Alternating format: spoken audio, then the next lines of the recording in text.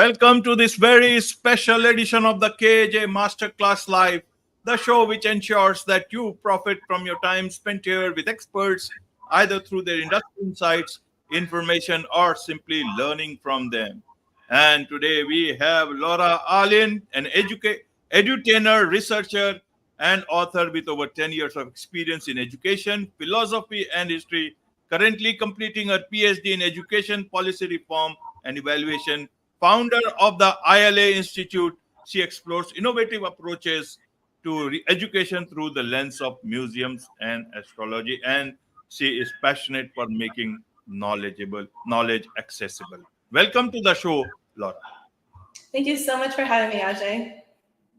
You are welcome. Welcome to the show. Welcome to India in this online form. And I'm sure not just in India, but a lot of people across the globe will benefit from what we are going to talk right now.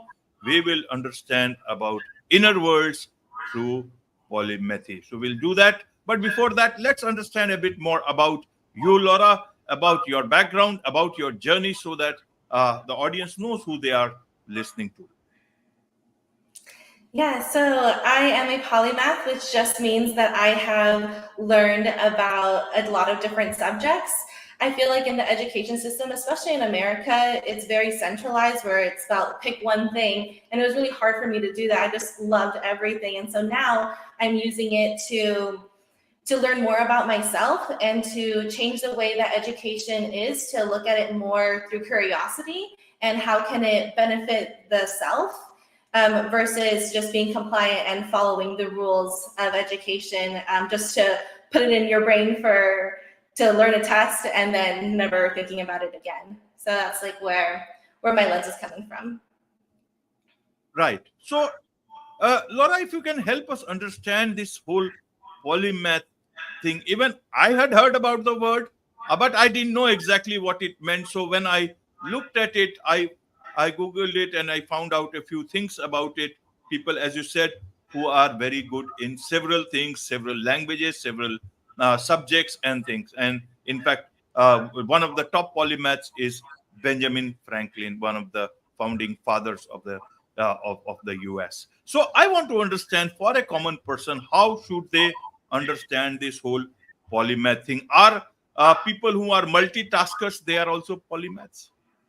Yeah, definitely. So I started a podcast called Ela Radio, and on that show, I have people on to ask them about all these different subjects. And my thinking was that nobody was going to be, well, not nobody, but there was going to be very few polymaths. But turns out every single person is a polymath. And I think it's just the way that we have been raised, that we can only be good at one thing, that we can only be a chemist, or we can only be an engineer or an artist.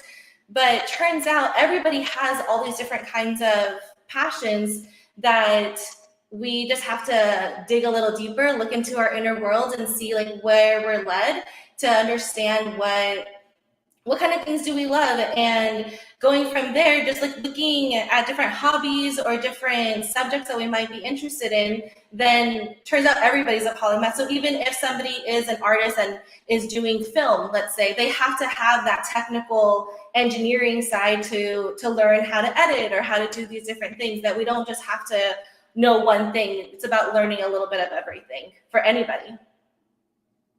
Right. So why does one have to become a polymath? People talk about focus. In nowadays, you see there are people who are using their mobile phones and looking at there's 2-3 screens at the same time, also looking at mobile phones. They are multitasking. Should we consider them as polymaths or distracted individuals? That is kind of a hard one, because I think that there are polymaths who are distracted, but I don't think that it was necessarily a characteristic of a polymath. I think that a polymath, the reason why we should do it is to learn more about ourselves. We only have this one life, so why not learn a little bit about everything? Why not see all the parts of ourselves that we enjoy? Right. So you said almost everyone is a polymath. So if everyone is a polymath, what is so special about being a polymath? Isn't it being focused on one thing is better than just being joining the herd? Yeah, so it could be that. Well, I think that the whole thing kind of started with going to just like family parties or something where people are always asking, "Oh, how's work? How's work?" But no one can really get in depth of how work is, because if you don't know how, like, the jargon of a specific subject, you're going to be lost. And I think with polymathy, it's about learning a little bit of everything, so that you can have a conversation with anybody. Because I also think that you can learn from anybody. Everybody has something to teach us and something that can help us on our journey. So having a polymath is a way to do that better. Right. So who is a better polymath, an introvert or an extrovert? I think a little of both. I think you need to be an introvert to be a polymath, to apply it to the self, because what's the point of learning all of this knowledge, of learning your math and your history and science and everything, if you're not going to apply it? It's one thing to learn it and to forget about it, but the other thing is to actually apply it and make yourself a better person because you know this knowledge. Right, right. So I want to understand, if I want to understand if I'm a polymath or not, how do I understand it? Is there a particular way test, litmus test that will help me understand myself better? Yeah.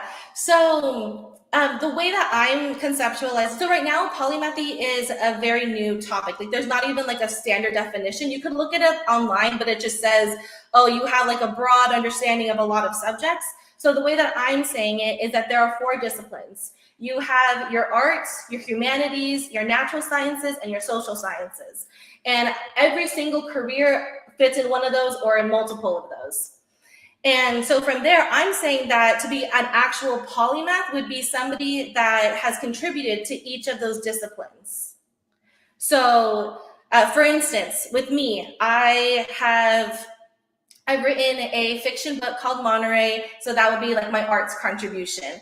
I've done a historical study on the coin that was found in Caesarea, from this Roman empress. Her name is Julia Domna. She's really cool. Go look her up if you haven't. If you've never heard of her, she was a Syrian emperor. She was from Syria, but she became a Roman empress. And so that's like my history contribution. So that'd be the humanities. In natural sciences, I have done a lot of work with math. Right now, I'm doing this matricy thing with it's called the Ornellian inner map. It's my PhD dissertation, so it hasn't come out yet, but it's going to be a way to really understand the self and to know the self better, but also through the subjects. And then with social, well, I think I messed one up. With social science, I was in psychology, and then my PhD's in education. So the way that I have contributed to each of these disciplines is a way that I would consider myself a polymath. But for instance, if there's somebody who's a podcaster, then that would be with social sciences. You're interacting with people. With natural sciences, if you have this technical element to it, then there's your contribution there. With arts, you're having a show, so that could also be included. So the way that I've now seen it is that everything is pretty much in everything. It's a matter of bridging the gaps and forming new connections. And I think that is one of the main characteristics of polymathy, or becoming a polymath, is somebody who can see the different connections and say, oh, this interacts with this thing over here, and this comes with this over there. And then we're able to understand the self, the world, communities better because we're connecting these dots. Right, right. So for a general person, if they come to know, okay, they are a polymath, should they how should they get started about it? Because then they will think I'm good in so many things. Can it be also confusing? What is one thing that they should focus on, and rest of the, nowadays another word is multi hyphenate. That's also a lot of being banded about nowadays. So how should they then go on, because they need to earn their bread and butter? Either they want to become an inventor or anything, or a writer, 10 books like you. But one thing is important to focus on. What is your understanding of it? What would you like to advise them in terms of making the best of being a polymath?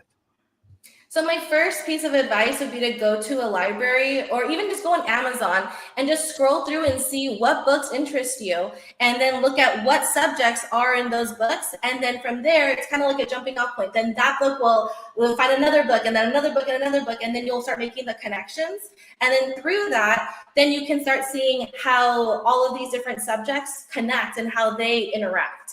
From there, the way that I have now outlined it, with on TikTok, I'm doing this series on Ela Institute, and it's looking at museums and seeing that, okay, we have this life problem. We can go to museums, and just by having fun at a museum, just by looking at it, we can solve these problems. And the way that I have looked at that is through astrology. So astrology, people say like, oh, like it doesn't exist, that it's not real, because they're looking at like their horoscopes. So I'm not talking about astrology with horoscopes. I'm talking about astrology as a framework. And a framework would be that astrology covers, it's like the houses of astrology, and then the zodiacs and the planets and everything else, right? The way that it's structured, it's looking at different parts of the human experience. So for instance, the first house is about the self, the seventh house is about relationships, the 11th house is about community, the 10th house is about career. And so looking at these different parts around the astrological wheel, we're able to tap into every single part of our lives so that we can then focus on that part to make it better. And then you go on to the other ones to make your whole life starts changing by looking at yourself through these individual parts. Right, right. And talking of astrology, you talk about balancing inner worlds and outer worlds. Where can a polymath find himself? Is it in his inner world, or is it in the stars or outer world? So it's both. And that's like the beauty of being human, is trying to understand the self, understand our imagination, our emotions, our cognition, our thoughts, and seeing how those interact with the academic subjects of the disciplines I was talking about, and how that interacts with astrology. So astrology is also just used as a way to understand the self. It's like the inner self. And then I see that the disciplines are to understand the outer world. And so by combining the two, then that's how I've been able to form a bridge. So looking at the disciplines, the arts is connected to the fire signs. So that's Aries, Leo, Sagittarius. They're the signs that want to be like the extroverts that you were asking earlier. They're the ones that want to be out there, that want to show their art, that express themselves. Then you have the humanities. The humanities are the water signs. So that's Cancer, Scorpio, Pisces. And they're about understanding the human experience, how like love, hate, power, all of those kinds of things. The social sciences are about relationships. So that is with the air signs. You have Libra, Gemini, Aquarius. And then for the earth signs, we have the natural sciences. And there you have Capricorn, Virgo, and Taurus. And so by looking at yourself through these individual parts, we're able to understand ourselves better by forming all those connections that I was mentioning earlier by being a polymath. Right, right. Laura, now let us understand a bit all these things about through your books. You have written 10 books. What are these 10 books about, so that people can go through them and learn if they want to from there? So Right.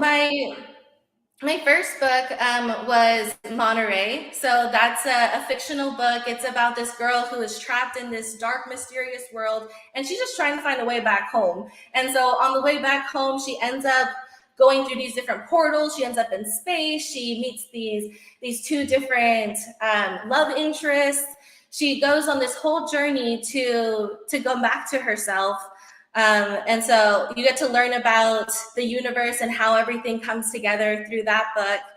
The other ones are guided journals or question books to really understand the self. So I ask a lot of questions, and one of them is about believing in yourself better. Others are about understanding your dreams better, or learn how to dream. If you don't remember your dreams, this is a great book for you.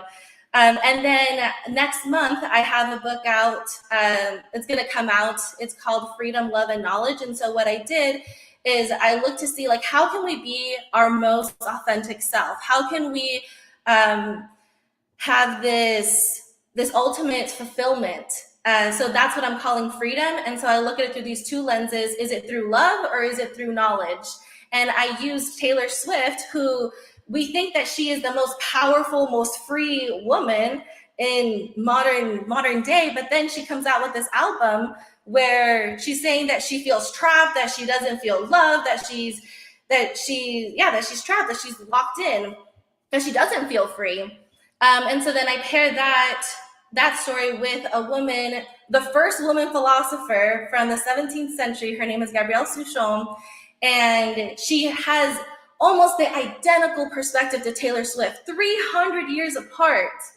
And she is all about knowledge. She was trapped in a convent for most of her life, and all she did was just read books and read and read and read. And through that, she found freedom in her inner world, and then she was able to bring it out. And she was one of the first people who said, I don't want to be in the church. I don't want to get married. I'm going to live this neutralist life and form a community around me. And so she did it in 17th century France. So it's really incredible to see these two women's stories and how they come together and how they both found freedom. Absolutely. So for those people who are talking more about women empowerment, and they talk about, making their mark in the corporate world, and here you talked about Taylor Swift, then having so many things does not actually mean still mean empowerment. Does it mean that? Or there is so much to understand about yourself?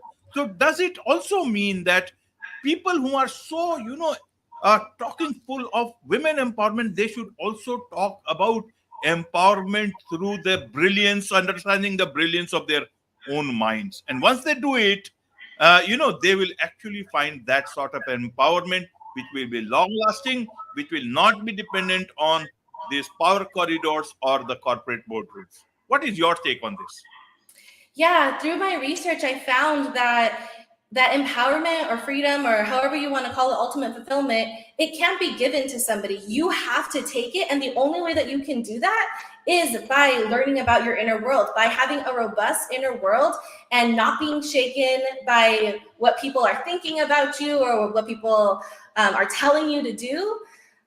When it comes down to the self and you are confident in the choices that you're making, then that's how you get empowered. And the only way to do that is by learning about yourself. If you don't know yourself, then how are you going to make the best decision for yourself to have ultimate fulfillment? Because we think that money's going to bring us happiness, or having a partner is going to bring us happiness, but that's not the case. The case is yourself, and knowing yourself, loving yourself, taking care of yourself, and then everything else can come in.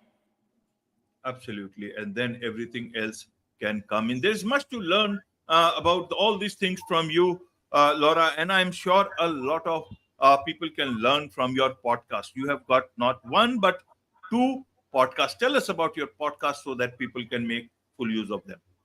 Yeah, so I mentioned the ELA radio. So that's when I have people come on and talk about their career paths. And then I read their astrology and I say, oh, like, you have this in this placement. How has that played out in your life? And so it's really interesting for people to see astrology in a new way and to see the power behind it, but also how much free will we have. That just because you have an Aries moon doesn't necessarily mean you're going to be a fighter. It could come out in so many different ways. Then my other podcast is called Grounded Spirits, and this is the one that is a solo podcast. I've been doing it since 2020, and it started off as a way to understand my inner world and to go through the chakras, go through astrology, go through these different systems and how I have interpreted it, how I have seen them play out in my life. And now I've just started a new series where I'm looking at the tarot cards, and it's so interesting. I didn't know this until I started doing this research, that tarot is just a story. So it starts off with the Fool in the major arcana, and it's just the Fool's journey. The Fool just means that you're in a position where you're like a child, where you're curious about life, you see the infinite possibilities. And so that's where we should all start. and then it goes through each of the cards as a different part of the story. And so when in tarot readings, when you pick a card, it just tells you what part of the journey you're in. And the cool thing is that we're all always on multiple journeys. We're multidimensional people. Like you mentioned earlier, we're all multi-passionate, whether we know it or not.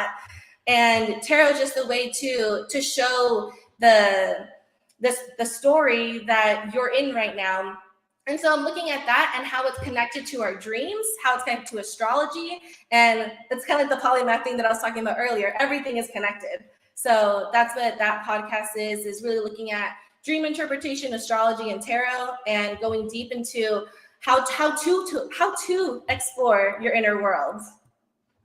Absolutely. Absolutely. As you say, everything is connected. For those people who would want to learn more about you, from you, about your podcast, about your books, what is the best way for them to connect with you? Yeah, so my personal Instagram is its Laura Laura Alyn.